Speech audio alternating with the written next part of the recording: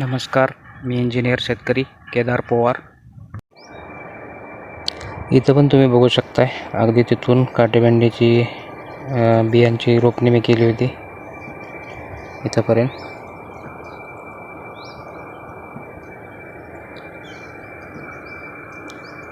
तिथं 2 आहेत. तर इथं ते चॅलेंज काय आलं आहे बघा. आता मला या सरीवर दोन्ही रोपातलं अंतर जे ठेवलं आहे मी, तर ड्रीप एकाच बाजूनं असल्यामुळे, कारण दुसरी ड्रीप आम्ही आता तूरला लावून दिलेलं आहे, तर मला या बाजूच्या रोपांना काटेभेंडीच्या पाणी द्यायला येत नाही.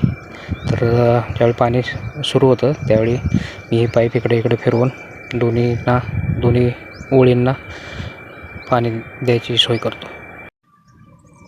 तर मगाशी सांगितलेल्या चॅलेंजला जुगाड म्हणून मग मी ॲक्च्युली ही ड्रिपची पाईप सरीच्या मधोमध इथं तुम्ही बघू शकताय रन केलेली आहे, आणि मी झिगझॅग पद्धतीनं इथं काटेभेंडी लावलेली आहे.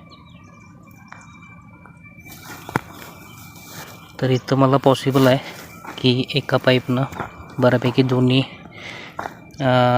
लाईन्सना पाणी देता येतं. बरोबर मधून मी ही ड्रिपची पाईप इथं रन केलेली आहे. तिथे एक रोप आहे.